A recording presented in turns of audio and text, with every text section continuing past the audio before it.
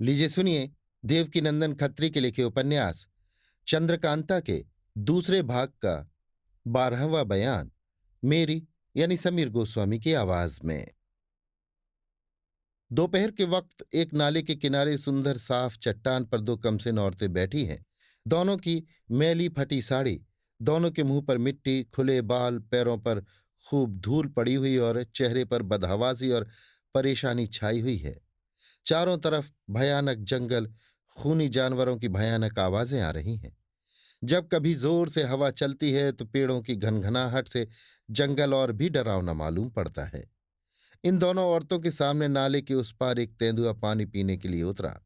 उन्होंने उस तेंदुए को देखा, मगर वो खूनी जानवर इन दोनों को न देख सका, क्योंकि जहां वे दोनों बैठी थीं सामने ही एक मोटा जामुन का पेड़ था।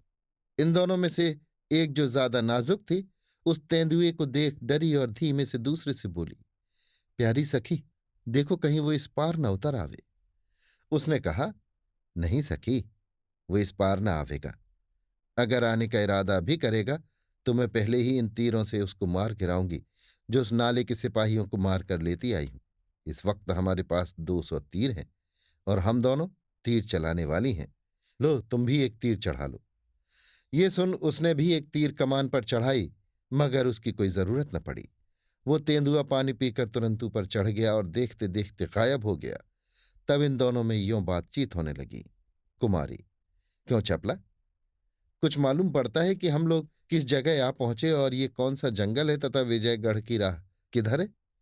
चपला, कुमारी, कुछ समझ में नहीं आता, बल्कि अभी तक मुझको भागने की धुन में ये भी नहीं मालूम कि किस तरफ चली आई। विजयगढ़ किधर है, चुनार कहाँ छोड़ा और नौगढ़ का रास्ता कहाँ है? सिवाय तुम्हारे महल में रहने या विजयगढ़ की हद में घूमने के कभी इन जंगलों में तो आना ही नहीं हुआ। हाँ, चुनार में सीधे विजयगढ़ का रास्ता जानती हूं, मगर उधर मैं इस सबब से नहीं गई कि आजकल हमारे दुश्मनों का लश्कर रास्ते में पड़ा है, कहीं ऐसा ना हो कोई देख ले। इसलिए मैं जंगल ही जंगल दूसरी तरफ भागी। खैर देखो, ईश्वर मालिक है, कुछ ना कुछ रास्ते का पता लग ही जाएगा। मेरे बटुए में मेवा है, लो इसको खा लो और पानी पी लो, फिर देखा जाएगा। कुमारी, इसको किसी और वक्त के वास्ते रहने दो। क्या जाने हम लोगों को कितने दिन दुख भोगना पड़े। ये जंगल खूब घना है, चलो बेर मकोई तोड़कर खाएं। अच्छा तो ना मालूम पड़ेगा, मगर क्या करें, समय काटना है। चपला, अच्छा, जैसी तुम्हारी मर्जी। चपला और चंद्रकांता दोनों वहां से उठी, नाले के ऊपर चढ़ इधर उधर घूमने लगीं। दिन दोपहर से ज्यादा ढल चुका था।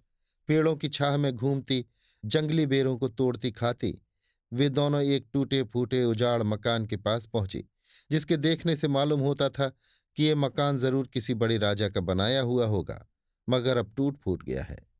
चपला ने कुमारी चंद्रकांता से कहा, बहन, तुम मकान के टूटे दरवाजे पर बैठो, मैं फल तोड़ लाऊं तो इसी जगह बैठकर दोनों खाएं, और इसके बाद तब इस मकान के अंदर घुसकर देखें कि क्या है। जब तक विजयगढ़ का रास्ता न मिले, यही खंडहर हम लोगों के रहने के लिए अच्छा होगा। इसी में गुजारा करेंगे। कोई मुसाफिर या चरवाहा इधर से आ निकलेगा तो विजयगढ़ का रास्ता पूछ लेंगे और तब यहां से जाएंगे। कुमारी ने कहा, अच्छी बात है, मैं इसी जगह बैठती हूं। तुम कुछ फल तोड़ो, लेकिन दूर मत जाना। चपला ने कहा, नहीं, मैं दूर न जाऊंगी, इसी जगह तुम्हारी आंखों के सामने रहूंगी। ये कहकर चपला फल तोड़ने चली गई।